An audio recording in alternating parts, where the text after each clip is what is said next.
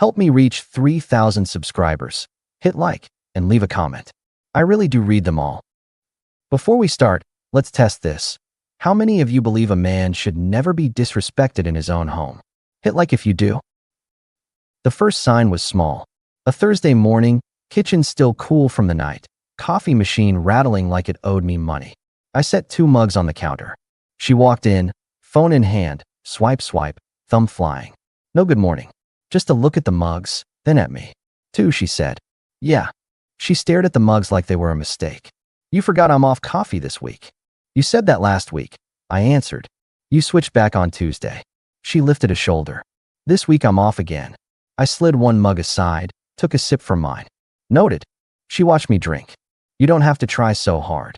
I'm pouring coffee, I said. That's what I mean. I let that hang. The fridge hummed. The street outside carried a school bus brake squeal. I set her mug by the sink, not dramatic, just out of the way. She went on swiping, reflection of blue-white text running across her face. Plans tonight? I asked. Busy, she said without looking up. Networking thing. You told me we'd finally do dinner. That was before my calendar filled up. She looked up, clipped smile. Don't be needy. I'm not needy. I'm a person you live with. She shrugged like that was almost cute. You'll be fine. I took another sip and kept my mouth shut. Not because I was scared to speak, because I was adding it up. You can feel when the math in a house changes. That morning, the numbers didn't lie, and if I'd known where that curve was heading, I would have set my own schedule 2 months sooner. She walked past, light perfume, the kind that pretends to be nothing. She set her phone face down on the counter near me and reached for a glass. The phone buzzed.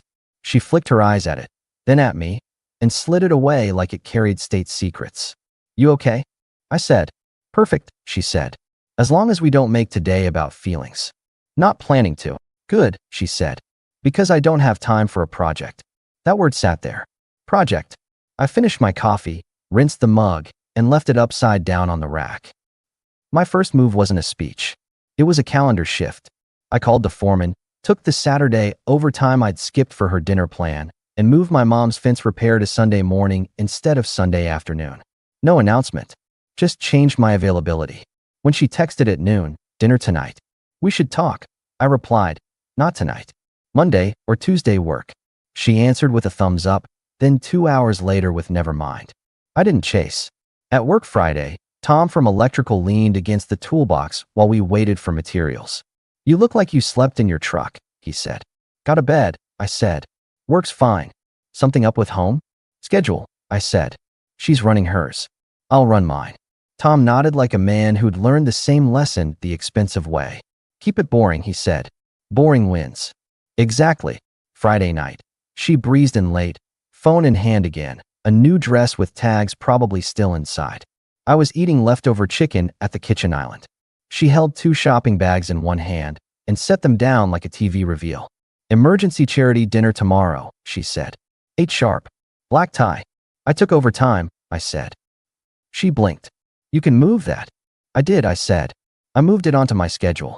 She smiled the kind of smile that lives on magazine covers and vanishes at dinner tables. You're impossible. I'm clear, I said. She picked up a hanger from the bag and held a dress against herself. Do you want people thinking I show up alone? What does that say about us? That we don't sell tickets. She rolled her eyes. You think being difficult is attractive? I think having a plan is peaceful. You didn't check with me. You didn't check with me when you added the dinner. She tapped the counter with a fingernail. You keep score now? No, I said. I keep a calendar. She pushed the bags aside and opened the fridge. We're going to be late tomorrow. We're the Tucks. If you care about my work at all, be ready. I care, I said. But I won't be there. She shut the fridge. Wow. Monday or Tuesday, I repeated. She laughed under her breath. Don't pretend you're busy by choice. I'm busy by decision. She walked out with the dress. 10 minutes later she came back, softer voice, no edge. I was sharp earlier, she said. Long day. Let's reset. She poured a small glass of water and slid it to me like a peace offering. I hear you, I said. Then come Saturday. After party only. Just show your face. No, I said. We've got a Monday. She nodded, lips pressed, then leaned against the island. Okay, she said. We'll do Monday. She was gentle for 20 hours. A soft hand to my shoulder when she passed. A question about my day that sounded almost like curiosity. Sunday morning, I was gone at 7 to my mom's place with a drill, screws, and a bucket for the loose posts. By 11, I got a text. Maybe the charity photos weren't a big deal anyway. When are you home? I replied, after lunch. She answered, I'll cook. I kept the reply simple. Good. Sunday's lunch was decent. Chicken, rice, salad. We ate quiet. She brought up a show we used to watch. Asked if I wanted to start it again. I'm not starting anything I can't finish, I said. She nodded like she liked the line. Fair. Then Monday came. We met at a new restaurant she picked. The server poured water. She looked across the table. You've been different, she said. More precise, I answered. I don't like precise if it means cold. I like precise because it stops confusion. You think I confuse you? I think you keep everything blurry, I said. You call it flexible. She tilted her head. I'm trying to have a life. So am I. You're making rules. I'm setting boundaries. She laughed softly. Boundaries? Are we teenagers now? Adults need them more. She put her elbows on the table, hands around the glass. Let me make it real simple, so we don't waste the night.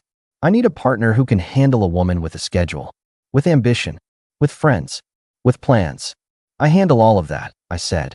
What I don't handle is disrespect.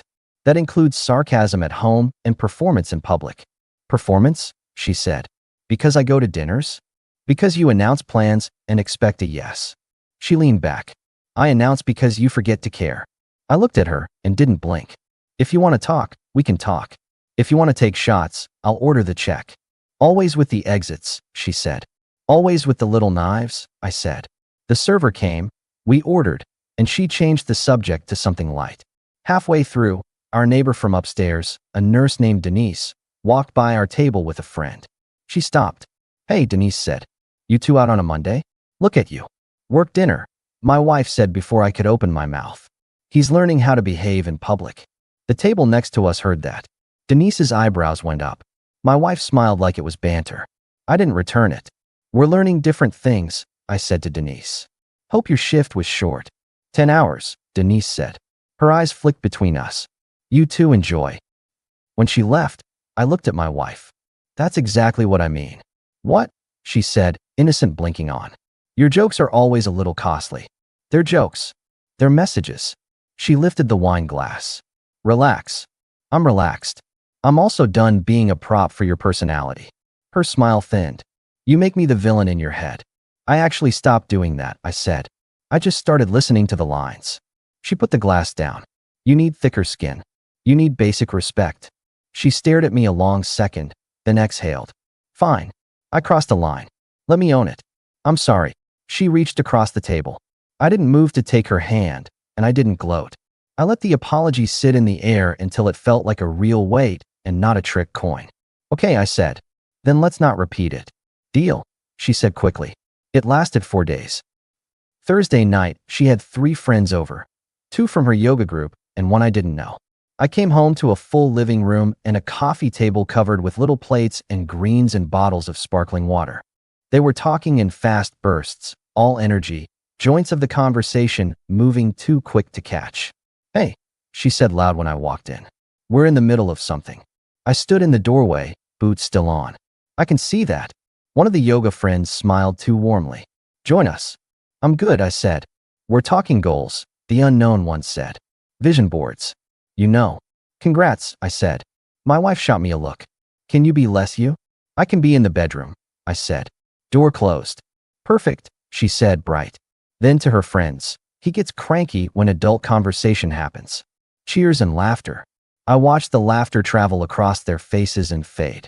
I went down the hall, not quick, not slow. In the bedroom, I sat on the edge of the bed for a minute and let the engine idle.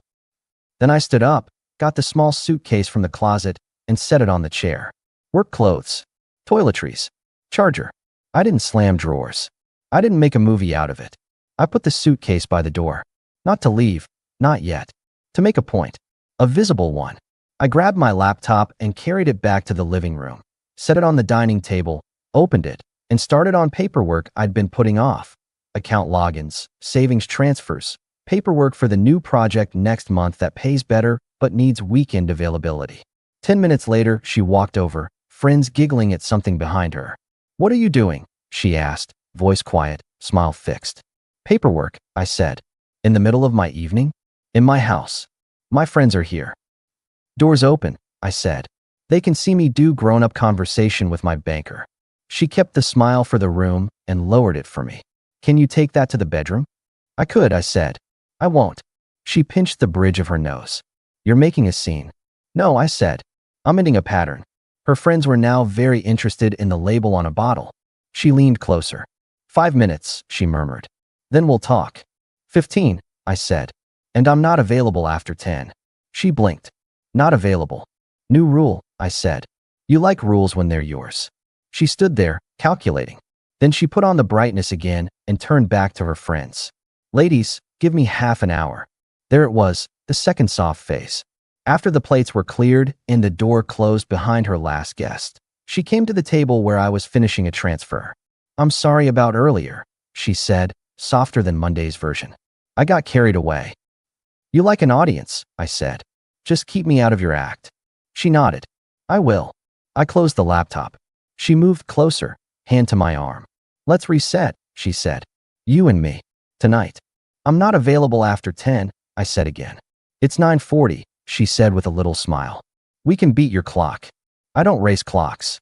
She pulled her hand back. A beat. Then she exhaled through her nose in a way that told me the apology window was for show. She walked down the hall and shut the bedroom door. I put the laptop away, zipped the suitcase, and left it by the door where she would see it in the morning. Saturday afternoon, we were at the hardware store picking up paint samples because she wanted to refresh the office corner. She put 3 swatches in front of me and asked which one looked more assertive but not loud. I pointed to the light gray. She picked the green-blue. On the drive back, she put her phone in the cup holder, screen up, turned toward her. I kept both hands on the wheel. Traffic on the avenue was slow. Do you ever think about what we're building? She asked suddenly. Every day, I said. I mean beyond bills and dinner. Respect, time, peace. Peace. She repeated like the word had a bad aftertaste. Peace is boring. Peace is rare. You like dull. I like steady. She looked out the window, shook her head. You're afraid of life. No, I said. I'm tired of games. Back home, we set the swatches on the desk. She looked at them like they'd betrayed her. Then she looked at me. We're hosting Friends Tuesday, she said. I told them you'd cook. You told them that without asking me? You like cooking. Not on command. She put her hands on her hips. Just do it. No, I said. Invite them Wednesday, and I'll order food. If you want Tuesday, do it yourself. She smiled thin. You're cute when you pretend to have leverage. I stepped closer. No heat, just a line. Stop disrespecting me in my own house. Oh, now it's your house. It's ours, I said. And I live here. She took a breath like she was about to argue, and then, right on schedule, pivoted sweet. Look, she said gently, touching my shirt sleeve. We've been off. I can own my part. I've been stressed. I take it out sideways. I don't want to fight with you. We don't have to fight, I said. We just have to quit playing. She nodded, eyes warm now. Then help me pick the paint. I looked at the swatches. Light gray. She smiled. Okay, light gray. It was almost believable. Almost. The breaking point didn't come with a shout. It came with a little sound, the tiny click of my phone case opening. Sunday night. We were in the living room. A game was on low volume. My phone was on the arm of the chair next to me. I got up to get a glass of water.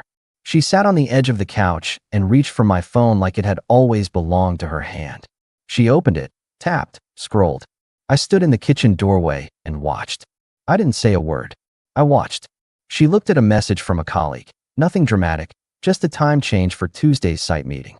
She squinted like she was deciphering something that wasn't there. Then she looked up at me, holding the phone just high enough to be a little stage. Who is this texting you? She said, sly smile on, eyebrows up. Though honestly, who needs you besides me? I set the water glass down. Not hard. Just set it down. I walked over, took the phone from her hand, and pocketed it. I didn't raise my voice. Line crossed, I said. Oh please, she said, spreading her hands. You act like you're interesting. You act like I'm furniture, I said. And this is why you don't get invited to half the things I go to, she said. You make everything heavy. You made it heavy when you turned respect into a novelty, I said. She laughed, low and mean. Big words for a man who can't keep up. I looked at her a long second and felt something quiet click into place. Not anger, not hurt, a decision. I walked to the bedroom, pulled the suitcase handle up, and brought it to the living room.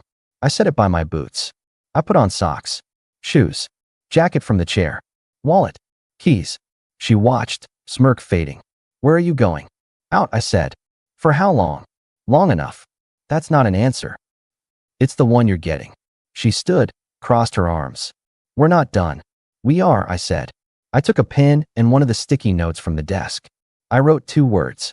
I set it on the console by the TV where she wouldn't miss it. Earn my return. She read it. That's dramatic. No, I said. It's simple. I opened the door. You'll be back by Tuesday, she said. You always are. I won't, I said, and closed the door behind me. Sometimes the ending is just a doorknob in your hand and a quiet hallway that smells like old paint.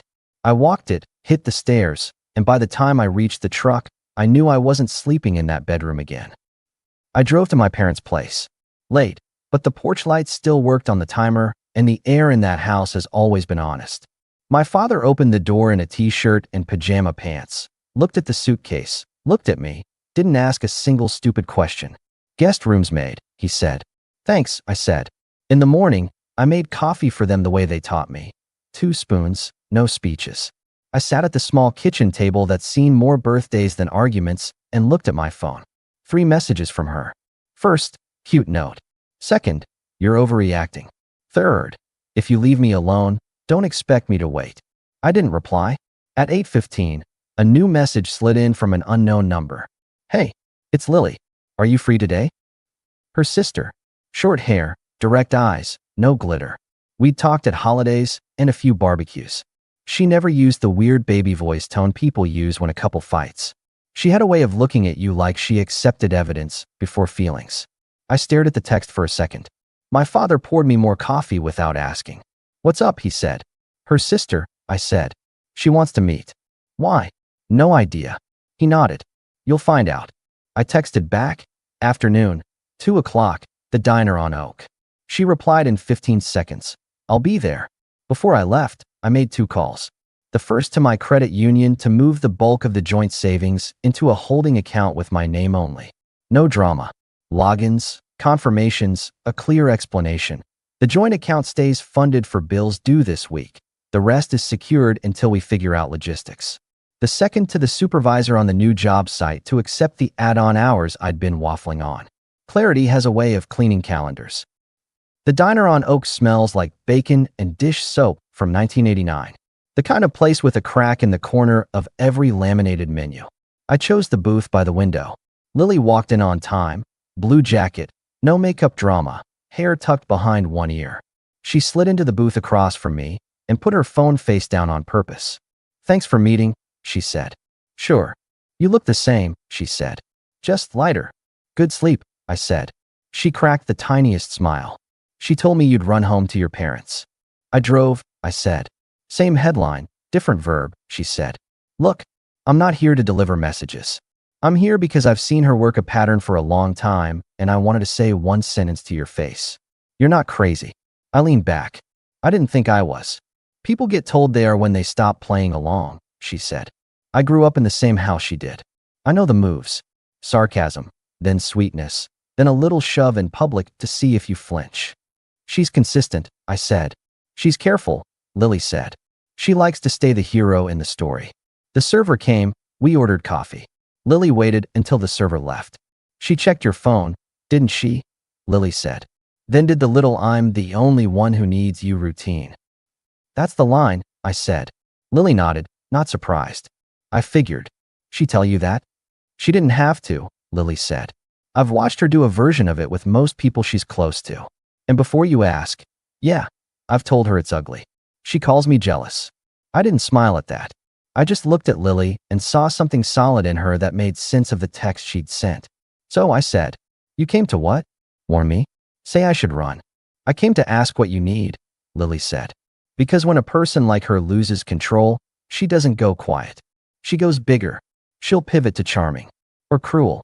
Or both. And most people fold because they want the storm to end. I just wanted you to have one person nearby who won't ask you to soften your boundaries. That's not nothing, I said. It's not nothing, she agreed. It's also not a trap. I'm not here on her behalf. Good, I said. She took a sip of coffee, set the mug down, kept her eyes on mine. And I'm going to be inappropriate for one sentence, she said, tone even. I've liked you for a long time. Quietly. Not because you're charming. Because you're steady. That's it. I'm not asking for anything today. There it was. No bow on it. No soft music. Just a plain fact dropped on the formica. Thank you, I said, for saying it like that. If you need silence, I can do that, she said. If you need a witness, I can do that. If you need a place to sit for an hour when the calls start, I can do that. If you want me to disappear, I can do that too. I don't need you to disappear, I said. But I'm not going back. Good, she said. No sparkle, no clap.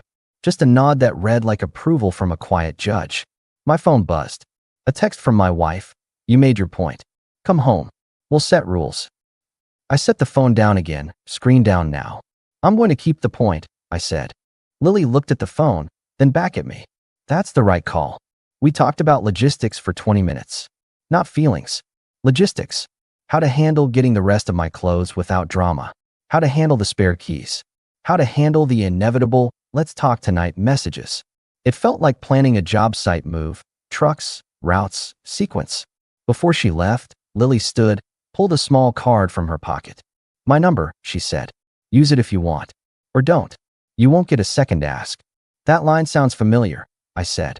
She smiled. You'll like it. She walked out into a bright afternoon that didn't care about our conversation. I sat with the coffee until it cooled. Consequences came at their own pace.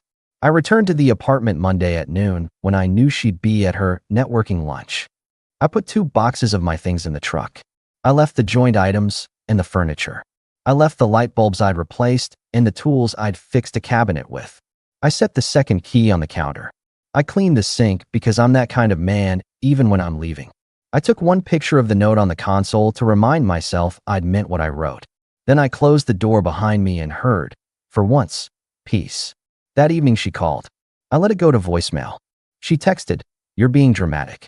Then, I'll be home at 9. We can talk then. Then, when 9 came and went without a reply from me, she texted, fine. I'll talk. You listen. That's when I muted her thread. At work Tuesday, Tom leaned against the ladder and grunted. You look better. I slept, I said. Stick with that, he said. I did. I kept working, kept moving, kept not checking my phone every 5 minutes for permission to live. Wednesday, Lily texted once at lunch. You good? I replied, good. Thanks. She didn't send balloons or a paragraph. She sent one reply. Keep going. That night, my wife tried the soft phase again. A picture of a homemade dinner on our table. I ignored it. 30 minutes later, I'm sorry. I miss you. I kept the phone on the dresser, face down.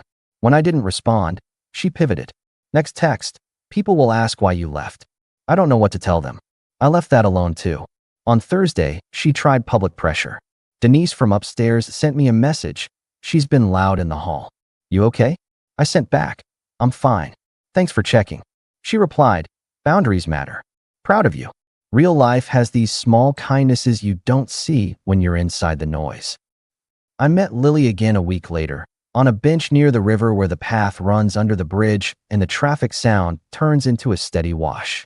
We sat with coffee and didn't pretend we were suddenly something. We just talked like 2 adults who'd seen the same storm and decided to step to different sides of it. You still sure? She asked. More sure, I said. What's her angle now? Anger in the morning, I said. Charm in the afternoon. Silence at night, so I wonder. I don't wonder. Good, she said. Keep your schedule. I moved the rest of my direct deposits, I said. No joint anything going forward. That'll get attention. Let it. She looked at the water, then back at me. I'm not rushing you. But I am going to say this so it's on the table only once. When you're done with paperwork and sleep, I'd like to take you to dinner. Not as her sister. As me. I let the words land. You said that cleaner than most contracts. I read everything twice, she said. Good habit. Do you want me to ask again later? No, I said. I heard you.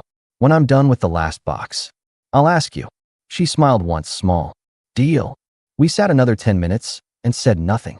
Not the heavy kind of nothing. Just the kind that stops making excuses for bad weather. The last time I spoke to my wife was 2 weeks later in a lobby of the building where she insisted we meet because it's neutral. She wore a dress she kept for important conversations. I wore work jeans and a clean shirt. She started with sweetness and slid to condescension and finished with commands. Script. I let her finish the whole run because interrupting would have made it look like I was trying to win a debate. When she was done, she lifted her chin. Say something. I heard you, I said. Now hear me. We're done. You don't get to decide that alone. I just did. You're throwing away years. You threw away respect, I said. I apologized, she said, as if that cleared a ledger. You apologized twice, I said. Then repeated yourself twice. You want me to beg? She said, eyes cold, voice warm. I don't want you to do anything except live with the result. You think you'll find better, she said. You won't. I already found peace, I said. It's quieter and cheaper. She laughed once, a sharp sound that bounced off the mailboxes. You'll come back. No. What makes you so sure? I thought about the sticky note on the console. I thought about the sound of my father's coffee cup on the table. I thought about Lily's single-line text that didn't ask me to be anything other than consistent. Because I keep promises, I said. She stepped closer. Say it then. Give me your big line so you can feel proud. I didn't give her volume. I gave her clarity. Earn my return or get used to the empty chair, I said. I'm not holding it for you anymore. She blinked, like the words had some small physical weight she hadn't accounted for. Then she set her jaw and tried one more angle. You're not that important, she said. I am to me, I answered. I walked out. The door closed behind me with a soft sound no one clapped for. That was enough. I didn't move in with Lily. I didn't sprint into something to prove a point. I finished the boxes in my parents' garage, signed what needed signing, turned in keys, and set up a small place on the edge of town where the freeway is close and the mornings are quiet. I learned the names of the neighbors on either side. I fixed a loose hinge for the woman next door because it took 4 screws in 2 minutes, and that's what people do when they live next to each other. On a Saturday 3 months later, I texted Lily, dinner? She replied with a time and a place and nothing else. We met. We talked like adults who owed nothing to old ghosts. She told me about her job and how she likes systems more than slogans. I told her about the new crew and the supervisor who doesn't like surprises. Halfway through, she set her fork down. You kept your word, she said. That's all I've got, I said. It's enough, she said. We didn't make speeches about the past. We didn't trade autopsies of a marriage. We kept the table clear of that. If you want to know how something failed, watch the beginning and the middle. The end writes itself. She walked me to my truck. I opened her door. She looked at me like she'd already known what I was going to say next. I don't do maybes anymore, I said. If we do this, we do it with rules we both respect. Straight talk. No little knives. No little knives, she said. And if either of us forgets, we fix it that day. Same day, I said. She nodded. Deal. We didn't need a kiss to make the scene look finished. We just needed the same thing we'd been giving each other since that first coffee, clear lines. She still sends the occasional message. Holidays. Half-holiday excuses. Lines that read like someone trying to triangulate a memory. I don't answer. Not because I'm angry. Because we're past the part where words do anything useful. My place stays simple. Tools in the shed. Bills paid on the 1st. I cook on Sundays because I like how the smell stays in a house and says this is yours. On Friday nights, I park the truck, lock the door, and let quiet be the reward. Sometimes Lily's there. Sometimes she's at her place, and we text one sentence each that doesn't need a second ask. When people ask what happened, I don't perform. I don't make villains or speeches. I say this, respect left the room, so I did too. Then I did the next right thing and kept doing it until my life looked like me again. That's the whole story. No fireworks. No grand finale. Just a man who stopped negotiating with disrespect, wrote 2 words on a sticky note, and meant them. And when the answer came back wrong, he didn't threaten. He didn't bargain. He left, closed the door, and built something steady on the other side. If you want a moral, you can make your own. Mine is simple. Boundaries aren't a speech. They're a schedule, a key on a counter, and a chair you no longer hold for someone who keeps telling you you're lucky to sit there. If you made it this far, that means the story spoke to you. Please consider subscribing, leaving a like, and sharing your thoughts in the comments. It really means a lot to me, more than you know. These stories take time to write,